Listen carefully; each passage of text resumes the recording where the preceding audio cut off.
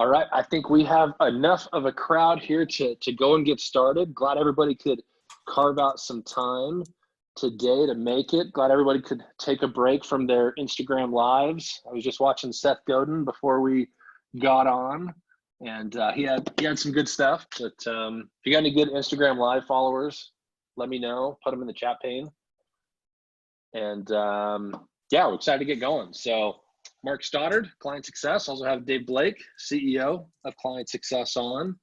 And we're excited because we also have Donna Weber from Springboard Solutions. Donna, Dave, how's it going? Donna is in the house. How about you guys? Dave's in the house. Excited to be here again. So the main question of the morning is, can anyone top Donna's cycling count from this morning? What was it? Well, I got out for a ride this morning, 25 miles before 9 a.m., 1,300 feet of climbing.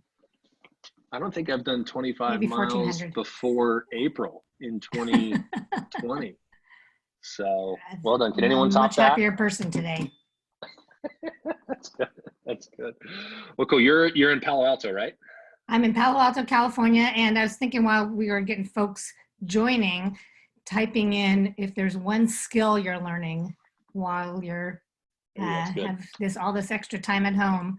I am an experienced crocheter, but I'm learning how to knit. I'm taking an online course even.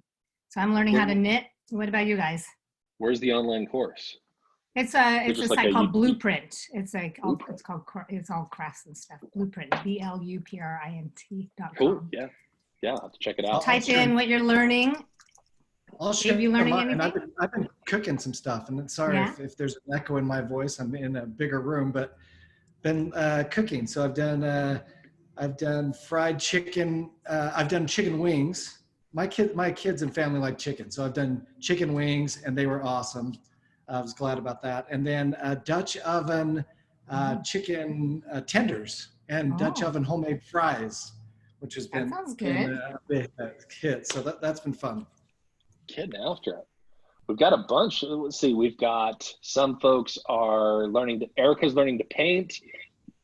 We got a bunch of folks learning different types of coding stuff. So Gemma's learning JavaScript. We got photography. Ryan says learning to not take churn personally.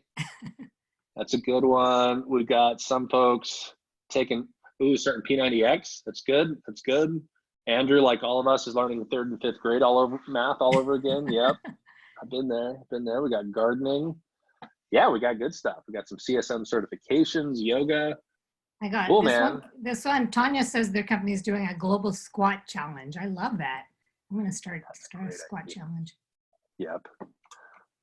Nice. Well, cool. So thrilled to have Donna on. I think you'll really enjoy her. She was one of our most popular speakers last year at CS100. Got a ton of great feedback on her, so we thought we'd have her on for the series. Oh, actually, speaking of CS100, I know we've talked about it a few times on other sessions. If you're not familiar with it, go check it out. It's cs100.clientsuccess.com. It's a really cool customer success summit we put on each year up at Sundance. Great chance to meet other leaders, network with the top minds in customer success.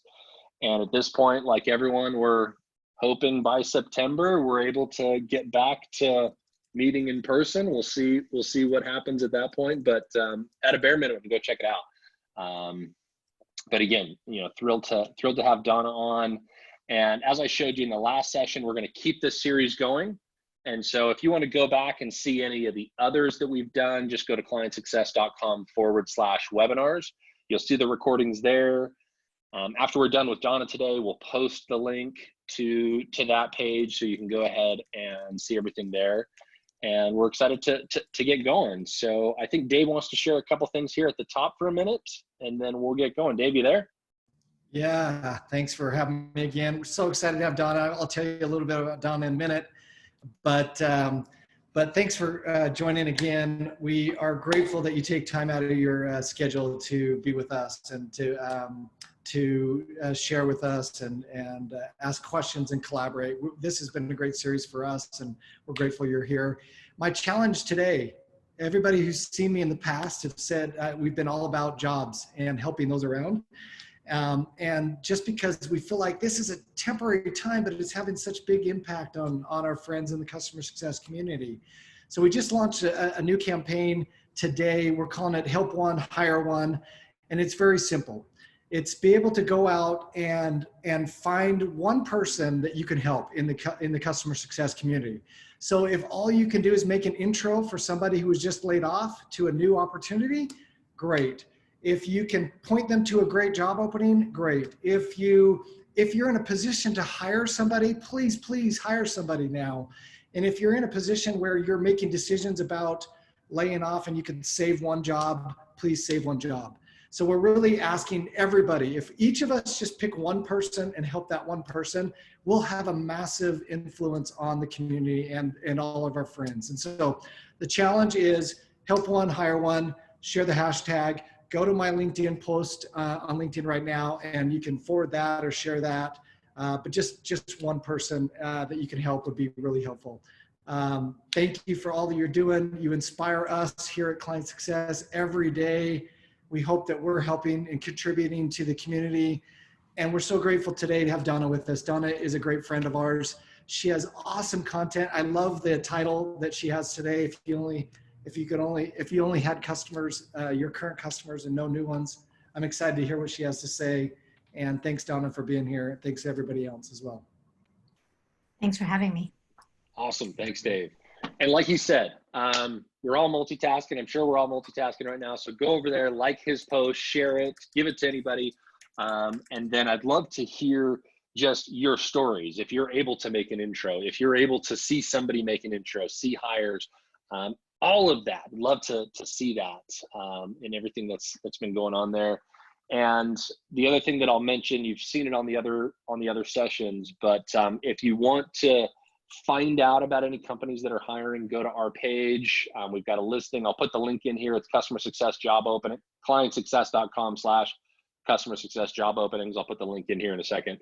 Because yeah, I mean, I actually put 20 new companies that reached out to us over the last few days that are still hiring CSMs. And what's been cool to see is there's been a mix of people that are, yep, they need to be in a certain location, but I've seen just a bigger stretch or a bigger group of people that are just saying, I'm open to remote. So if you're in San Francisco, but the company's in New York, I'm seeing a lot more people that are open to remote work. And so, yeah, let us know if we can help in any way there. And just like I've said in the past, if your customer success team needs help with anything, whether that's better systems, better processes, better forecasting growth, anything related to customer success, please let me know. Even if you just want to ask someone about best practices, if you just want to talk to somebody about what's going on in the market right now, my team's here to help.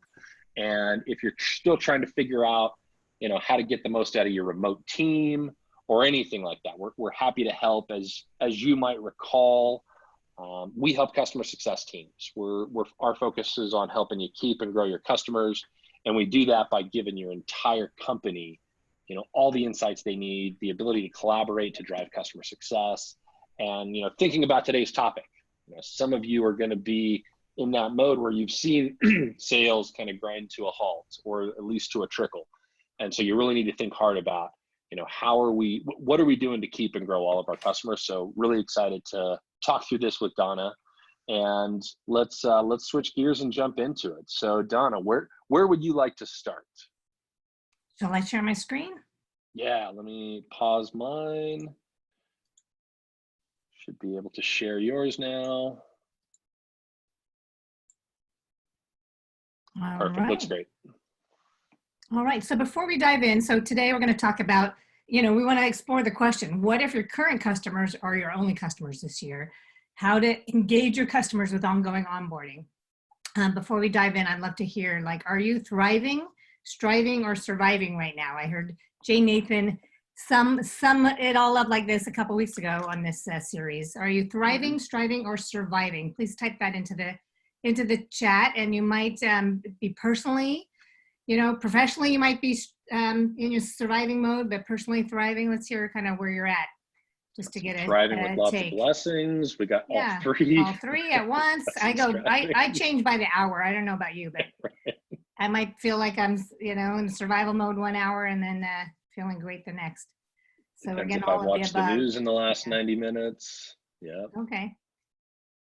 Good. So some people are looking to really come out of this more resilient. Great. So just a little bit about myself. I am the president of Springboard Solutions, and I have worked in the customer-facing, customer enablement, and customer success space for a long time at these kinds of companies. And then in 2016, I launched my own business and work with these kinds of companies. And I love to write. I write regularly articles on LinkedIn and on my website, springboardin.com/blog. And then if I'm not working, I tend to like to be outdoors. Generally, I'd be out kayaking. This is me on the rapid called Troublemaker on the American River, but that's not possible right now. So as you heard, I got out for a good ride this morning. All right. So so generally, I'm about how to help companies build scalable onboarding and enablement programs. And you might think onboarding is for new customers, but we're going to talk about how you can keep onboarding any customers that that you already have. So this is the thesis question, and I'd like to have some time towards the end for discussion. Like, hey, what's working for you? Where are you struggling? How can we help? Yeah, and if there's any questions, feel free to pop them into the chat pane, and I can help manage that. And then we'll also open things up toward the end. Great. So this is what we're going to look at today. Well, onboarding accounts versus users, how you might onboard new users and new orgs in existing accounts, new product features and new products, and then the next phase of the customer maturity life cycle. And that's where I would like to emphasize. I think that's really important right now. So what is onboarding? Onboarding is the action or process of familiarizing customers with your products and your services. And I'm really passionate about onboarding because I think it's really critical for companies to onboard and engage their customers very quickly and guide them to success. So I'm curious if you have a process to onboard new customers right now. Type in yes or no if you currently have a process to onboard new customers right now. It's like we got a bunch of yeses, which is good to see. Yeah, a lot of yeses, so that's great. And we're working on it, and they're emerging a process.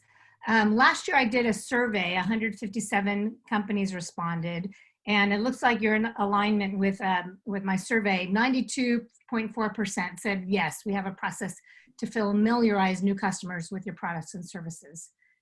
Now, I'm so passionate about onboarding that I built my own framework. It's called the Orchestrated Onboarding Framework with 6 stages. The first stage is embarking. That's usually that new customer that we were just talking about. You do your handoffs, you got your kickoff, you get them to implement and adopt your product, you do some review, and then they expand. And today's webinar is all about this 6th stage, the expand. Which is ongoing onboarding for your existing customers. So now it's more important than ever to engage your current customers. And I'm curious if you could type yes or no in the chat. Do you have formal processes to engage your current customers? So beyond the new customer onboarding, where are you at with that? I'm just loving the background on this slide. Where'd you get this? Oh, on the interwebs. It's pretty pertinent right now.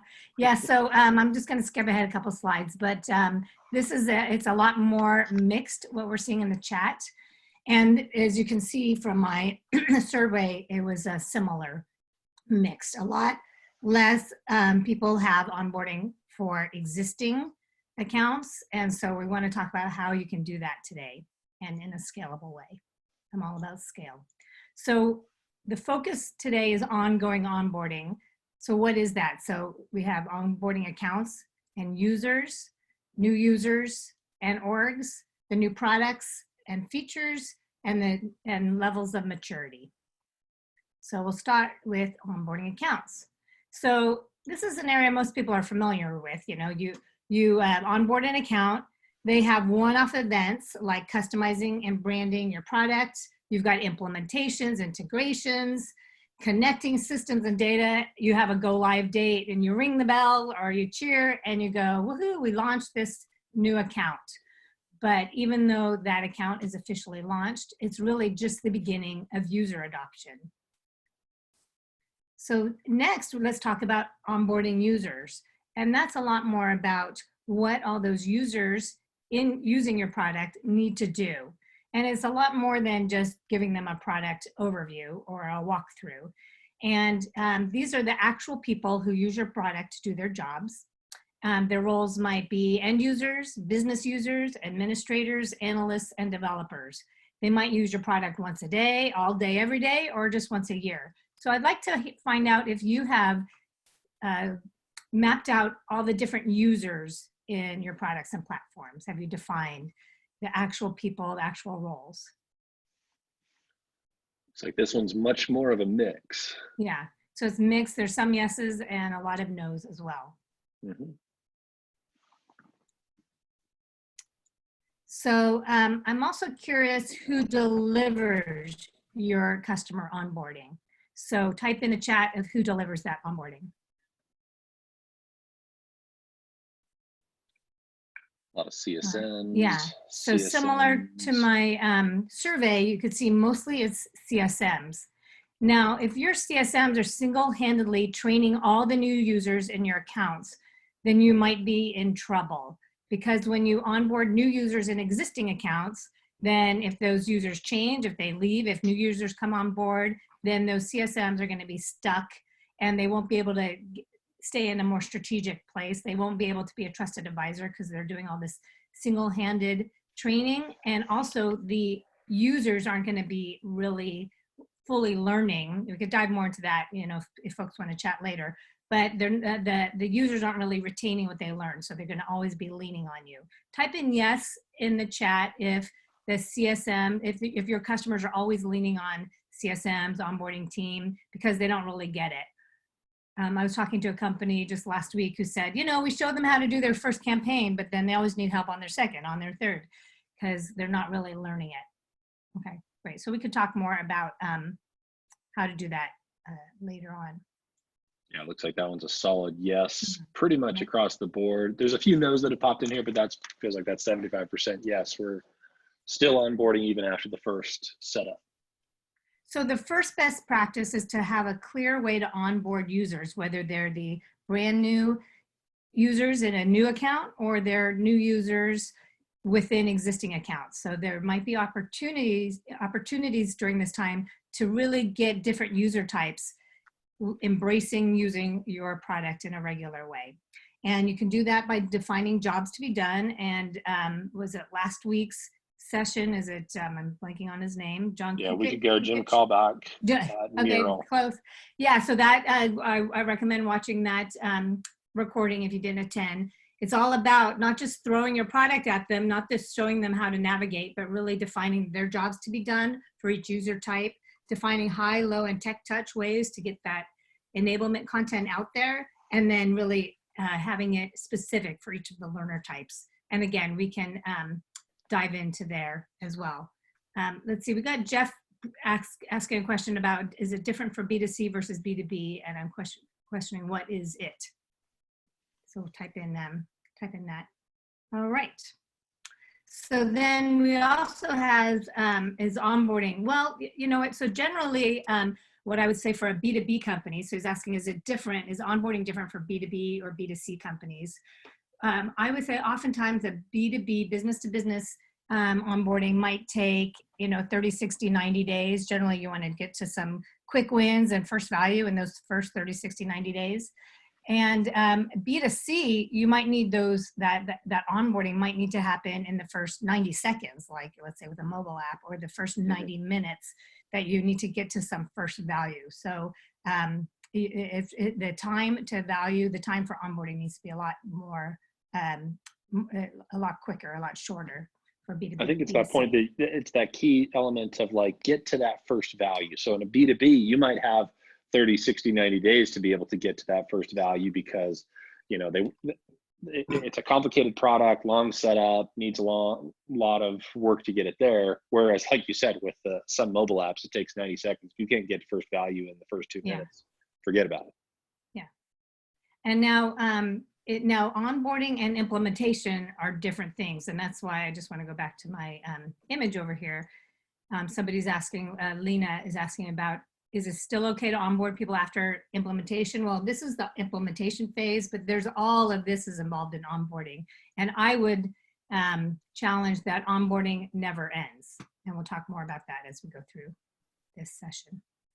Okay, so now type in yes or no in the chat if your product, are you still creating new features? Are you still rolling out updates?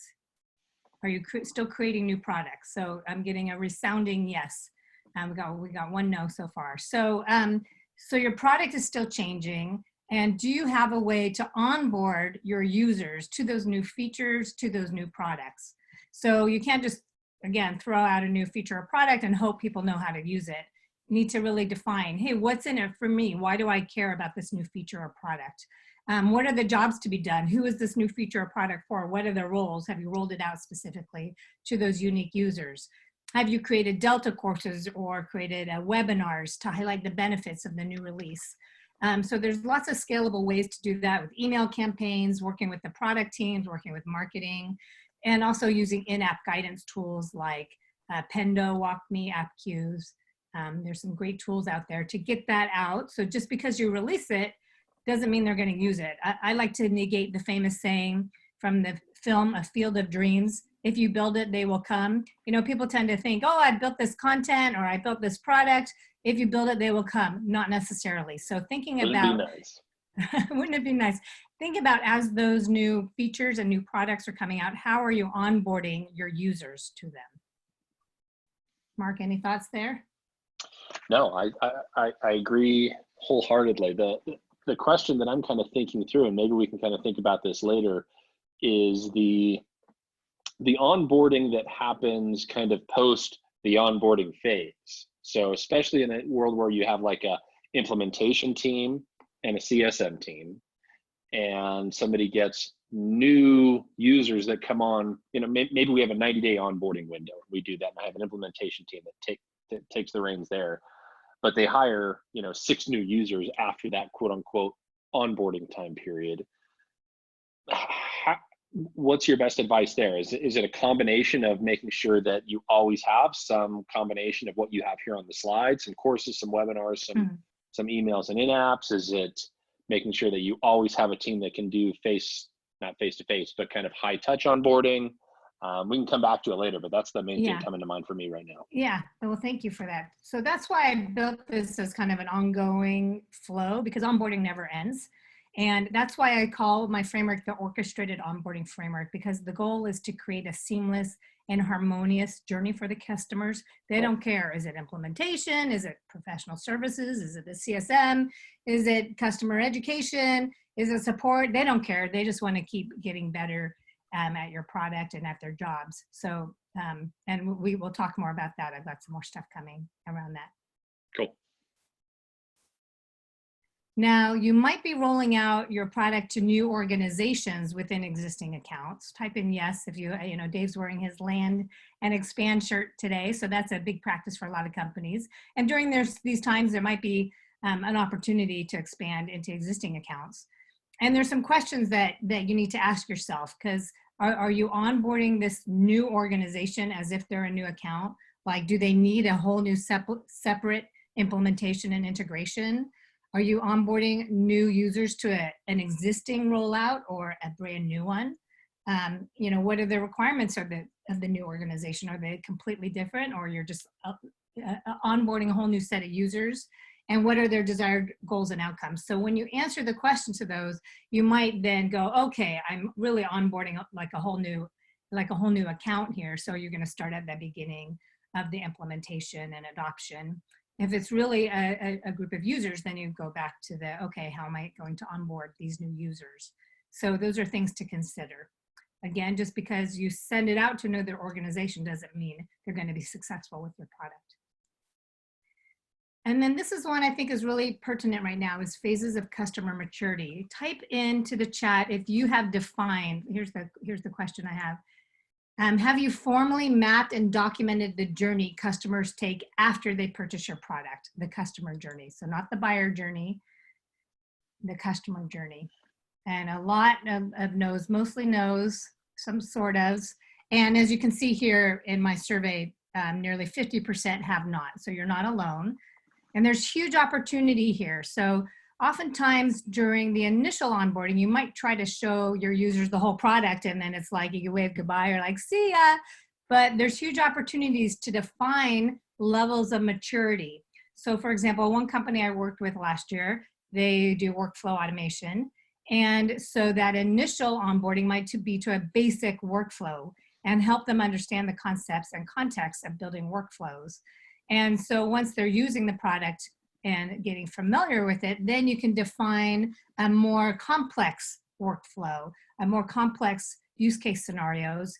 You might be onboarding different users into more complex scenarios here. And so you can really map out different journeys in your product. You can map out different journeys for each user type and how they might begin. So maybe it's an analytics product, some really basic reports, or initially they're going to maybe business users will review existing reports and you want to teach them how to drill in and analyze. And then the next level of maturity might be that you are helping them create their own reports. And then you're helping them create more sophisticated reports. So you're continually adding value.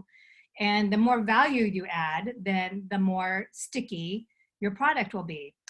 For example, I'm sure type in yes if you use tools like Google Sheets or Excel. You know, that's something all of us use. Now I think, okay, I can do some basics in Excel. Yeah, you know, I'm sure everyone is there. But if Mark is a whiz kid and can start teaching me all of this stuff around, you know, pivot tables and formulas and all, you know, there's some really fancy stuff you could do there. Suddenly Excel was providing me a whole lot more value. I might think I'm doing okay because I'm doing what I want to do in there, but having somebody take me to a whole level of maturity is going to make Excel a lot more valuable to me. So any questions and comments around that? I'm just seeing a huge opportunity around that whole point of, you know, we all had, when you first questioned, like, do you have an onboarding journey? Everyone said yes. When you just asked that question around, do you have something that kind of tracks users kind of after that initial onboarding? The majority was no. And I suspect that's probably because in a lot of companies, in the normal times, which we have been up until recently, the reason you're so focused on the new customers onboarding is because you always have new customers that are on board. Now, you might not have that. Your new customers might be, you know, slowed to a trickle, like we talked about at the very beginning. So now there's actually a really interesting opportunity to go and focus on that, you know, level 2, level 3, level 4 adoption, or whatever you call it, because you have extra time. That onboarding team that's so typically focused on new customers can now drive, you know, more value, more adoption later on in the customer journey. Exactly. That to me feels like a really cool opportunity. It is. And so you might also, your product might be sold, you might have a platform with different modules, and maybe most customers come into some basic modules. Then you can start with those basic modules and then move your customers to more complex modules. So again, they're always getting value. Now, I was doing some research on maturity models, and what I have seen, everything is from the company perspective. So, oh, we want to bring them to engaging and buying more, and it's all from the company perspective. Your customer maturity journey is from the customer perspective. What value are you helping them to have? Different use case scenarios that they are going to be using in your product. And if you've heard me talk before, you know I'm a big fan of design thinking. And the first stage of design thinking is empathy, which is listening. So if you're like looking at this going, I don't know where we'd start, this is a great time to listen to customers. You know, 20, 30 minutes, it doesn't have to be a long time. Talk to 5 customers and say, hey, what do you know, where are you struggling in our product? You know, what are you doing that's working? What's not working? What do you wish you could do? If you had a magic wand, what's the one thing you'd like to do today? And you can start to uncover some trends of what your users wish they could do in your product. And you could just build some, you know, you could do a webinar, you could do some self-paced training, you could do some in-app workflows that to guide them along, and you could start to help them reveal. I mean, you know, I'm sure every time you have somebody show you in tools, even like Word, PowerPoint, Excel, like there's always, wow, I never knew, I've been using this for years, I never knew I could do that. And there's always more to learn.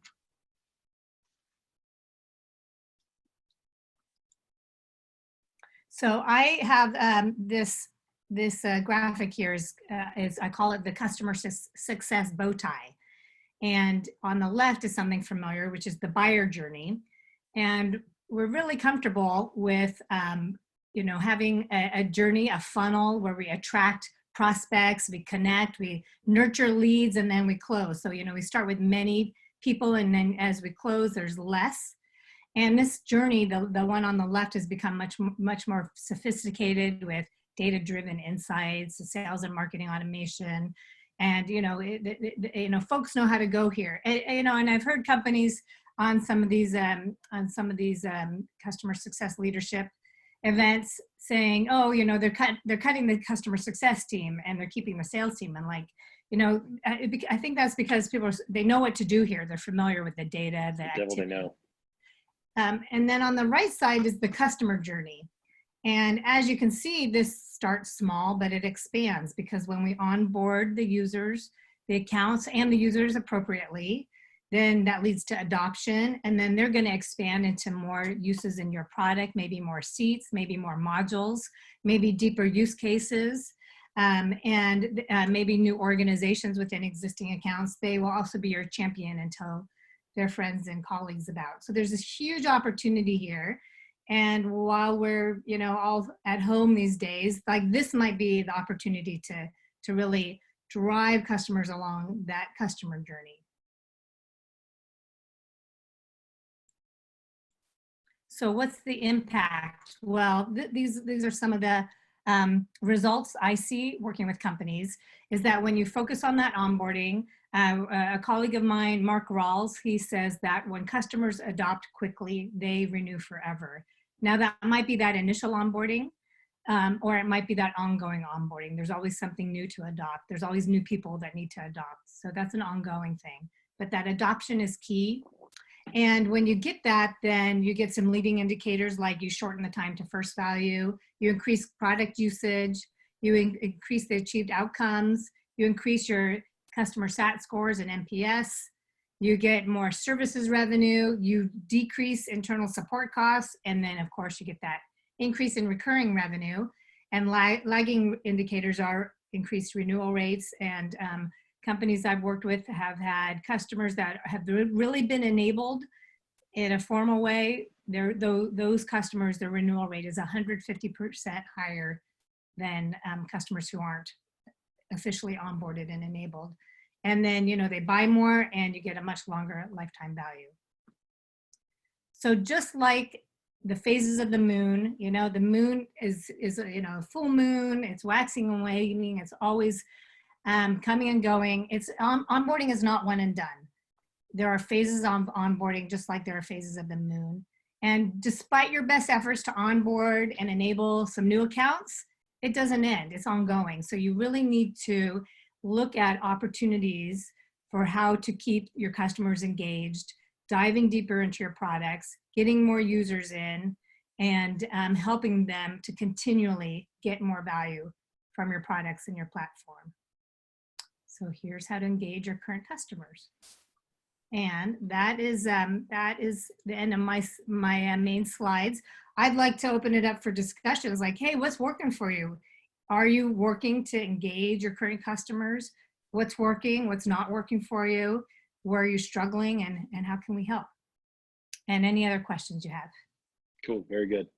I want to jump into Nick's question. He popped this into chat pane a minute ago. And I think typically and I think we talked about this before, you know, the typical school of thought is when I'm onboarding a new customer, new user, what have you, like kind of give them to like the easiest thing first. It's like, I got 10 things they can do in my app, but 1, 2, and 3 are the easiest. Let's focus on onboarding during that. His team seems to kind of flip that on the head. What he says is they've always asked new customers to try to map out their most complex workflow during onboarding. The idea being that if you can do the most complicated, complex thing, then everything else should be easy. However, safe to say for him, onboarding oftentimes grinds to a halt. What are your thoughts on that? Well, I think you kind of answered that. So generally so my background is in instructional design, training, and development. Generally, you start with something familiar, like people learn by associating it with something familiar. So for example, I was talking about an analytics company, but at my last company, that's what we did. So by training them on creating basic reports, and I'd relate it to what was familiar, which was Excel spreadsheets, then they can learn. One company I worked with that does this workflow automation, they said that when they, before they even had people working in the product, they just started helping users understand workflows. Like, what is the workflow to tie your shoes? What is a workflow to poach an egg?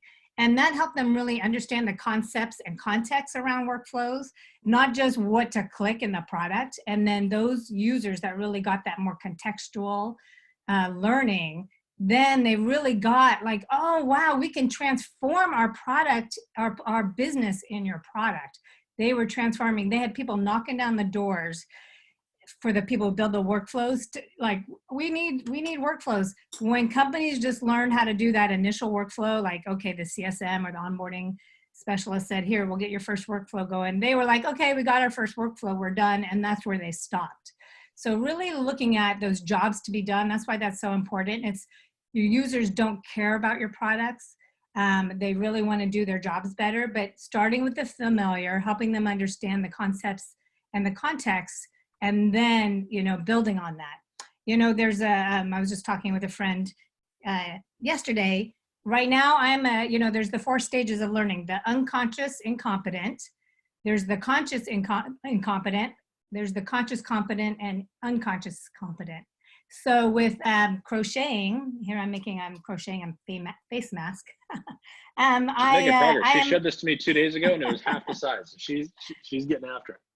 I was telling Mark I'm a hooker because you use hooks for crocheting, but don't get that out on the interwebs. So for crocheting, I am a conscious competent, and I'm always learning new things. But for knitting, I am totally conscious incompetent. So that's why I'm taking an online class. So you need to guide users. You can't just throw them into this place where they're trying to be really complex. You really need to guide users. There's a whole learning journey. And Melissa says you can't unhear that now about me being a crocheter. Cool. So we've got a bunch of good questions. I'm gonna fire through here. So Lena brings up something that I think a lot of folks are going through. So for them, they've got some customers who sign the deal, and then it's so hard to get the actual users who are going to use the product to onboard and to use it. So how do you push them to get on that first onboarding call session? Or is that necessarily the right thing to push them onto an onboarding? So it's like, I signed the deal with person X, but it's team Y who's going to be onboarding, and I'm having a tough time driving adoption onboarding with team Y. Yeah. What's your advice there? You're not alone, Lena. That is common. And that's why I have this handoff. So I have 2 handoffs, and one is the internal handoff and the other is the customer handoff.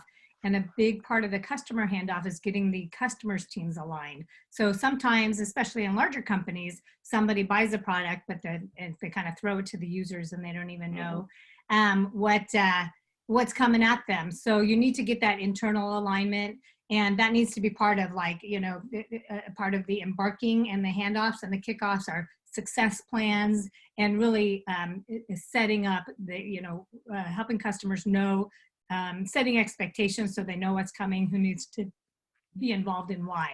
Too many times during, you close the deal and you jump into kickoff and you're deep in these technical weeds and you're not taking the opportunity to understand the bigger picture and who needs to be involved.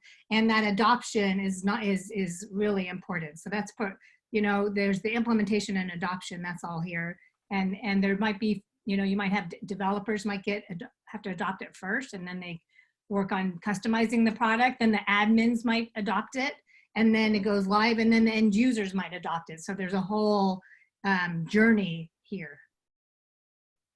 Cool, really good. A minute ago, Scott was asking about some in-app guidance tools. So he said they've used app queues. I think a minute ago you mentioned like Pendo, WalkMe, any other kind of in-app guidance tools. There's Whatfix, and those are the main ones I know about. Oh, UserLane. They're based in Germany. Yeah. So then maybe if people are clicking out, so Scott's saying a lot of the people are clicking out of the flow, then I would do some of that design thinking listening. Just because you built it doesn't mean people want to use it. So find out what they really want and need, you know, so that it's not a nuisance, but it's a tool, so that they're going, oh, great, this is awesome, this is helpful. You know, a lot of companies that I talk to and that I work with, they build something and think, okay, this will be great, this is what our customers want and need. And it's not. So you need to listen to customers to find out what they want and need, and then be agile and iterative, and, you know, roll things out in very modularized ways, and keep getting that feedback, you know. So I like to listen to customers, roll out a pilot to a handful, find out what's working, and then refine it. Maybe you roll it out to a segment of customers, so that you're really learning as you go. A lot of customer success teams, to be honest, they don't listen to customers enough. And I can just say that all day, like, listen to customers, call people, 20, 30 minutes, you learn a ton. And then you're really meeting their needs rather than throwing things at them. Sure, sure. So speaking of new products, so Jim asked a question kind of on that point of, we've released a new product, and he's asking, do you have recommendations for other methods of notifying users of new features? Right now, they'll invite people to a monthly webinar. They'll do it via email, in-app.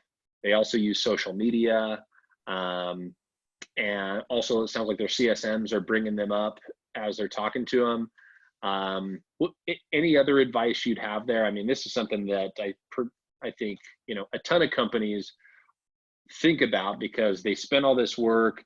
Maybe they did all the design thinking, they did everything properly, they designed the right product, but now it's a matter of like, oh, how do we get actually people using it? How do we tell people about it? What do you see as best practices there?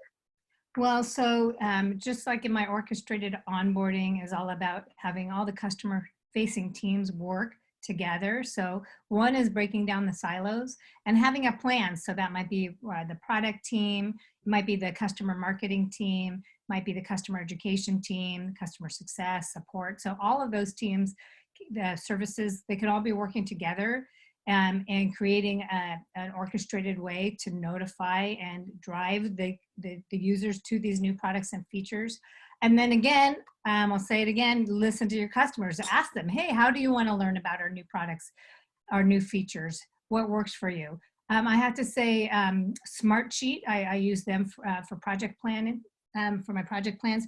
They do these great webinars, 30 minutes, and they're very specific. Learn how to do this one thing. And I sign up for those. They're 30 minutes. I'm not going to sit through a long roadmap discussion, how to do this one thing, and I can jump on for 30 minutes. So find out what your customers want and need. Yeah, that to me is the biggest one, is just pick up the phone or obviously we can't get in person with folks, but talk to them, see how they want to find out, and then be prepared for the fact that you're going to get multiple different answers. So like for me personally, email is not the best way if I'm a user of something to get me, because I get 1,000 emails, you know, every couple of days. So for me, that's not the best, but like you got to know your users and be able to say, okay, whether it's emails, whether it's webinars, whether it's maybe it's in-app banners. Some cases it's an event, right? Yeah. There's a bunch. I mean, Sahil asks, you know, intercom, sure. Like if that's what if that's what your users use, and you know, obviously with intercom you can do email, you can do in-app. There's a few different versions of it. They all could work. It's a matter of like you testing with your audience. And then make sure it's not just that you have a new feature. You know, one of the first things I have here is what's in it for me, the with them. What's in it for me? So if you need to answer those questions, otherwise it's not compelling. So you need to make that compelling of what problems are you solving for your users with this new feature or product. and help them understand how it's going to make their jobs better, their lives better, rather than just, oh, I get to press something new in your product. Yeah, exactly. Looks like the next question is from Erica, which is actually very similar to Lena's question a minute ago. She's like, look, we close the deal with the POC and then we reach out to the individual users. How do we do that? So I think we already answered that one. Anything else you would add to what you said previously to Lena's question? Have a plan. So it's not an ad hoc thing that happens, but some consistent way that it's part of the communication. I start my orchestrated onboarding framework, I call the first stage Embark, and that happens before the deal closes. So it generally happens around here, so that you started setting expectations and helping the leaders know what's next. So if they know, hey, these teams need to be involved, they can start to set expectations internally. And then I create a success plan so everyone knows what's expected and what the risks are. So if you know, a risk, risk management, hey, if people don't get trained, then this is the risk. You're not going to get value. Cool, very good. Kathleen is actually asking questions kind of around this topic here. So for her, it's what are your suggestions on how to help your CS team proactively follow the customer journey mapping process? So what you've done there. They've built it in a spreadsheet. And do you think it really matters, the technology or the method? No, the technology does not matter. I mean, I know people get really fancy with customer journey mapping. It's really about capturing it. And then that needs to come from leadership. And, you know, again, I'm going to just go back here. What really works is when you have that orchestrated onboarding. This is not one person's job. This is not one department's job. This is the whole company's job. So building out a framework that everyone across the company knows what their role is, just like in a orchestra, one person isn't running around picking up the violin and then the oboe and then the tuba and then the conductor stick. You know, everyone knows their role and they create something together that's cohesive. And so this needs to be, all the customer facing teams need to break down the silos, and they need to work together to provide that seamless journey for customers. There's a great article from McKinsey called From Touch Points to Journeys. I highly recommend that. If you ping me, I'll send you the link to it.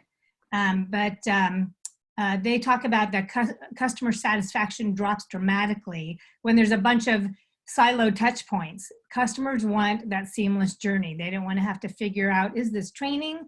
Is this a PS engagement? Do I need to log a support ticket? Do I look at a knowledge article? Do I look at some self-paced training? Do I need to sign up for a webinar?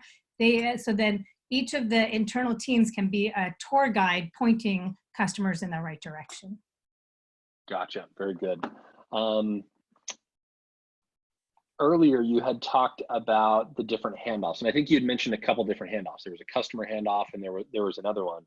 Arancha asks here, so what does a good handoff require? Is it, you know, sales gives a few lines to customer success, and that's it? Is it, you know, for you, what are some ideas on, you know, how to really nail the handoff process? Yeah, and actually, I wrote an article called "Nail the Handoff," so I could send that out if folks want, so you could ping me. Oh, yeah.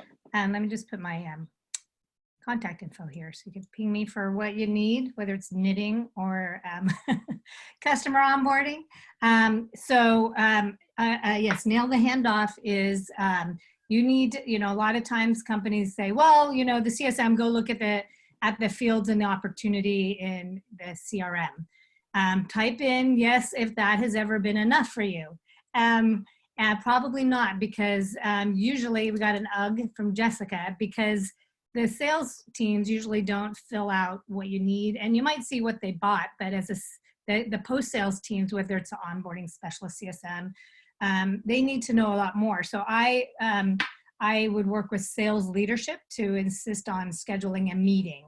So you might have some time you know, before the deal closes, when you see opportunities get to a certain level, where I usually recommend that the CSM schedules a meeting with the sales rep, because the sales reps usually don't. And on that article, I listed questions to include. Like, you need to know a lot more than what they purchased, but like, what are they like? What was the sentiment? What are some gotchas? What are, you know, a lot of the subtle things that you want to be armed with before you start working with an account.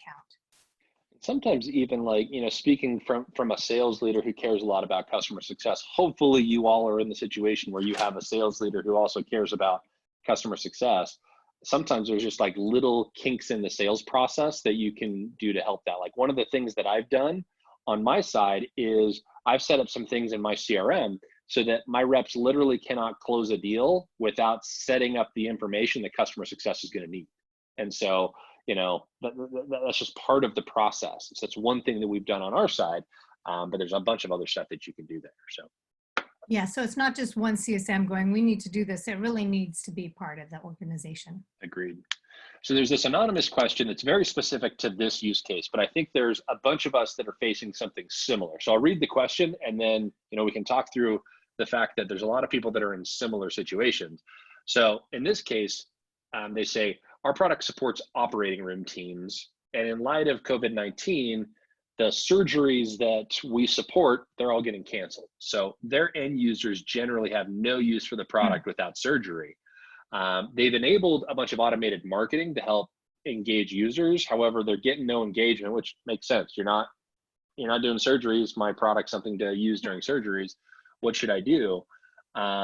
So in their case, they're asking, so how can we engage users that aren't using my product right now, right, so that they don't forget about me when my product does become relevant again? And I think that same thing can apply to, if you're in the tourism industry, like you're selling something to travel, you're selling something to restaurants, you're selling to, there's plenty of industries where they might not be thinking about your product right now.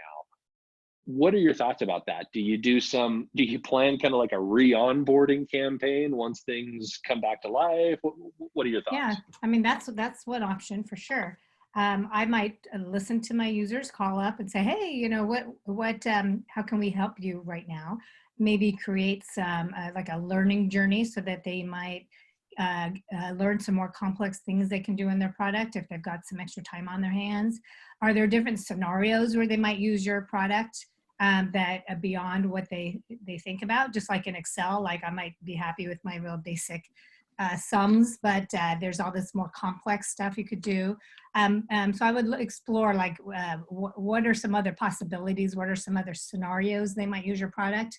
And then are there ways you might help them kind of be, like in training, like, okay, it's not the active season, but they might be in training and learning new things so that they're in shape for when things hit. That's a good point. Hit high usage again. Yeah, if anybody watched our session we did last week, I think with Megan, where we talked about basically how do you push forward projects while everything's in slowdown? Like this is a perfect opportunity to say, okay, not only are we in slowdown, our customers are in slowdown. So how do we drive, more advanced training, that thing that they've been wanting to learn about the product for forever and ever? Could be a really good opportunity to do that. So cool, really good stuff.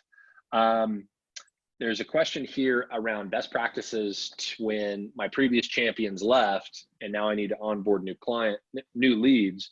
One thing I'll say on that one is go back and watch our webinar with Starhofer, the first webinar we did in the series. So she talked about how their team at eCompliance, biggest problem they faced, biggest churn reason code they had was key sponsor turnover. So they had a bunch of stuff that they do. So I'll let, if you want to go back and review that, that's good. Any thoughts that you have on that topic, Donna? I'm just I'm making a note to make sure I watch that one. Yes. So, well, first of all, you might go back to, that onboarding users and really knowing what they need. You always want to make sure that you're not vulnerable by having just one or two champions. And so yeah, you can, build out a formal playbook. You can have a learning pathway, and then you deploy it when you get the new leads. But rather than being surprised and going, uh-oh, what do we do? You have something built and ready to deploy quickly. That might be a higher touch if they're the leads. So for depending on the roles, for some users, you might have lower touch or a tech touch, but because you're building up a new champion, that might require a higher touch to really get them on board and on your side. Awesome. Good. So it's 5 minutes or 4 minutes now at the top of the hour. Probably got time for one or two more. I don't think we'll have time to get to all the questions. Donna, as you're looking at the questions, is there any one or two that we haven't gotten yet to that you want to jump into, or any kind of last words you want to share with everyone? Let me see. Yeah, I'm not sure what Jordan's question. Well, so my final words are, well, one, reach out. I'd love to connect on LinkedIn. Check out my website. I've got a lot of articles on these topics we've talked about today. And let me know if there's anything I can point you to directly. And my main point here is to listen to your customers, to find out what they want and need, how they want things delivered.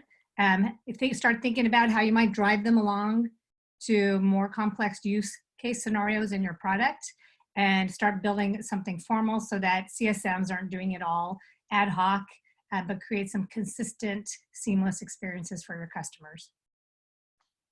Awesome. No, this has been great. I learned a ton. Hopefully the rest of you learned as much as I did. This has been really good. Really appreciate you taking the time, Donna. And yeah, again, just thank you for all your time. Thank you for all your help. For those of you that are still on the series, make sure you're on with us next Tuesday. We're going to have Kristen Hayer. She's going to talk through some best practices around kind of frontline management. So if you're a frontline manager, or you're managing frontline managers, or you report to a frontline manager and you want some help kind of managing up, that'll be a really good session. We're going to dig into a bunch of stuff there. But again, thank you for everybody. Thank you for all the time. Say again. Kristen is awesome. I will be there. Awesome. Really good. So yeah, again, so thanks reach everybody. Out, folks. Good luck. And let's all take it one day at a time, and let's all be kind to each other. Thanks for including me. Yep. Can't agree more. So thanks everybody. We'll leave it there. Have a good one.